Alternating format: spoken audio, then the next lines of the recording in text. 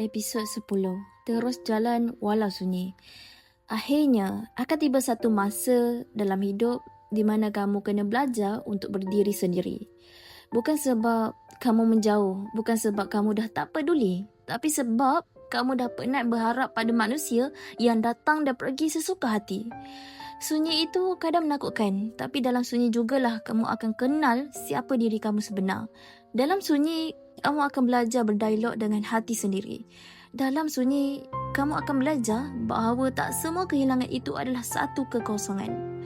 Kadang, ia adalah ruang yang Tuhan bagi untuk kamu sembuh perlahan-lahan. Kamu mungkin rasa tiada siapa yang faham, tiada siapa yang peduli. Tapi percayalah, setiap langkah yang kamu ambil sendirian, Tuhan nampak. Setiap air mata yang kamu tahan, setiap doa yang kamu bisik dalam diam, semuanya tidak sia-sia. Hidup tak selalu perlukan ramai orang di sisi. Kadang kamu hanya perlukan keberanian untuk melangkah walau seorang diri. Kamu hanya perlukan keyakinan bahawa setiap perjalanan yang sunyi pun boleh jadi jalan menuju ketenangan. Belajarlah untuk terus jalan walau tiada yang menepuk bahu. Belajarlah untuk terus kuat walau tiada yang faham perjuangan kamu. Sebab pada akhirnya, hidup ini bukanlah tentang siapa yang tinggal, tapi tentang siapa yang tetap bertahan. Termasuklah kamu sendiri. Tak apa kalau kamu belum capai apa-apa. Tak apa kalau kamu masih dalam proses mencari diri. Yang penting kamu masih melangkah.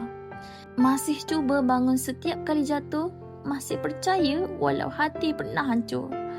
Dan kalau kamu rasa sunyi malam ini, ingatlah, Tuhan tak pernah biarkan kamu berjalan seorang diri. Dia cuma nak kamu kenal rasa kehilangan. Supaya nanti, bila dia ganti dengan sesuatu yang lebih baik, kamu tahu cara untuk menghargainya.